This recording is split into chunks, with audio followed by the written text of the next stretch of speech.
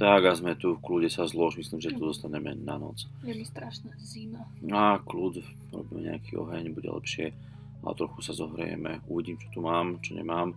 Ale mám taký pocit, že máme iba poslednú záložnú kávu, tak skúsim niečo z toho vykúzliť, možno.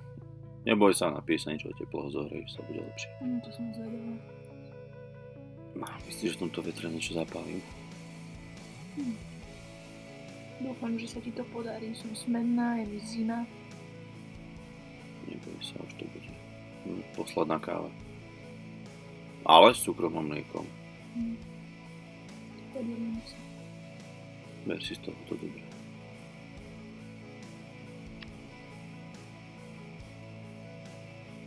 Pepo strašne smrdí, dúfam, že si nás to nikto nevšimne. Kde by to nemalo byť, sme dosť zašití, ale ten smrad bude cítiť dosť ďaleko. Dúfam, že nás nikto nenájde. Zbraň máš? No. Tak je to blízko. Posledná voda.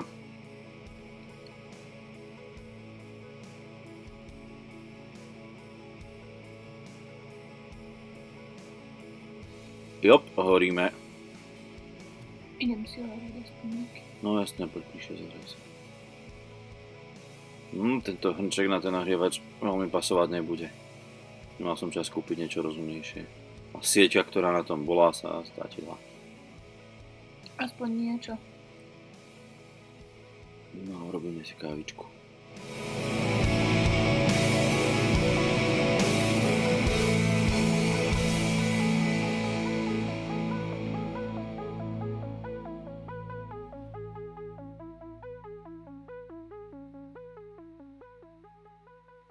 Zabudol som lyžicu, čím to budeme miešať. Hľadám sa po nejakom drievku. OK, to bude určite 100% hygienické. Ako sme mohli zabudnúť na lyžicu?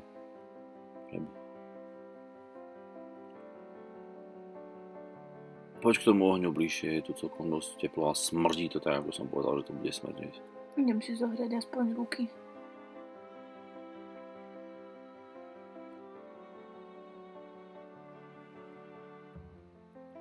No ja si myslím, že kým sa tá káva uvarí, mohol by som zapnúť vysielačku, poobzerať sa, či tu nie je naokolo nejaká rádiová aktivita, prípadne sa skúsim spojiť s druhou partiou, či nie sú niekde v dosahu, aj keď o tom dosť pochybujem.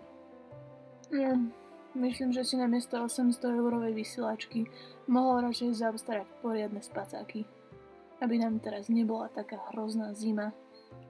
No možno prípadne aj nejaké teplejšie oblečenie, lebo toto nie je žiadna sláva, ale kto mohol vedieť, že skončíme tu a práve s týmto a že to príde tak skoro a ešte som nestihol nakúpiť všetko, čo som chcel, mal som toľko plánov a spacáky boli niekde na konci zoznamu.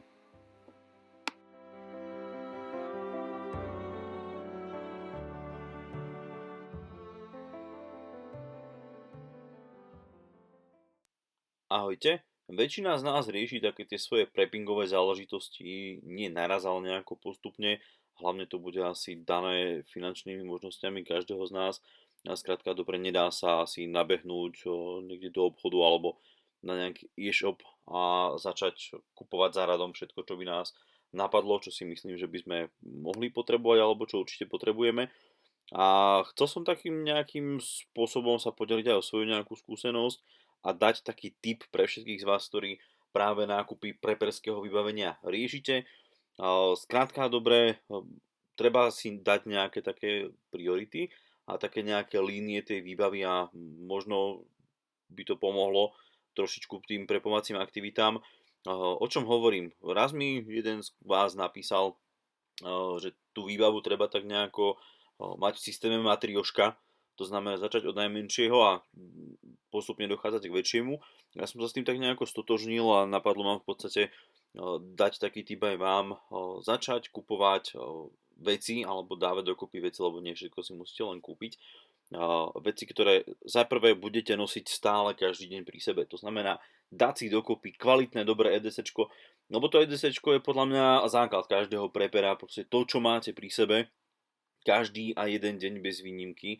To je ten základ, s ktorým s najväčšou pravdepodobnosťou ostanete visieť v nejakej krízovej alebo núdzovej situácii. Čiže mať naozaj dobré EDCčko, dobre vyskladané EDCčko, to znamená mať veci, ktoré sú užitočné, ktoré sú funkčné, ktoré sú kvalitné a ktoré naozaj budete mať pri sebe, nie že jeden deň ich mám a druhý deň to nenosím, preto aj ja momentálne zvažujem inú pištol a tak ďalej, je asi základ. Potom na to taká nejaká nadstavba by mohla byť nejaká KPZ, prípadne pre tých z nás, ktorí chodíme autom, tá KPZ môže mať aj trošičku väčšie rozmery. U mňa je to brašňa, v ktorej mám nejakú takú rozšírenú výbavu. V podstate sú to veci, ktoré nemám síce úplne stále pri sebe, ale jednoducho tú brašňu sa snažím ťahať so sebou, kade tade, a keď nie, tak aspoň ostáva v aute. Takže také niečo väčšie. No a potom posledná línia obrany, a vlastne posledná tá príprava by mali byť veci na bug-in, to znamená príprava domácnosti, príprava bytu alebo domu na nejakú tú krízovú situáciu. To znamená zásoby vody, zásoby potravín a ďalšieho vybavenia. Ja budem venovať samostatné video určite tomu, alebo venujem samostatné video tomu, ako sa nachystať alebo ako pripraviť domácnosť, obydlie na krízovú situáciu, či už to bude len nejaký výpadok prúdu alebo niečo dlhodobejšie.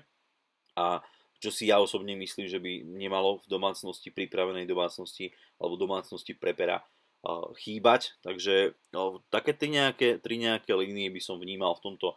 Prvá línia EDCčko, druhá línia KPZ, prípadne rozšírená KPZ a tretia línia dlhodobé preperské záležitosti, to znamená strava, pitná voda, sviece a tak ďalej a tak ďalej.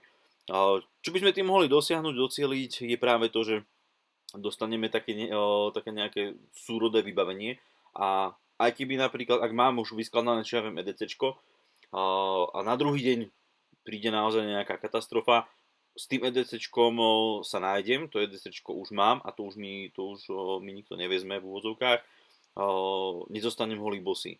A vždy radšej zostanem len s EDCčkom bez nejakých dlhodobých preperských záležitostí, ako je napríklad strava a tak ďalej, ako by som mal mať plnú pivnicu konzerv, ale nemal by som napríklad nôž alebo zbraň, čo je pre mňa taký nejaký základ, no aby som sa ja cítil nejako dobre a bezpečne a pripravený.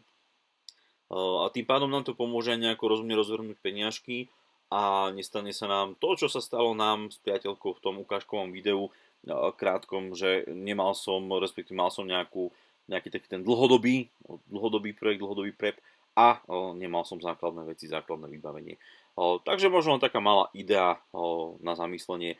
Dajte mi každopádne vedieť svoj názor, alebo ako to robíte vy. Ďakujem, ahojte.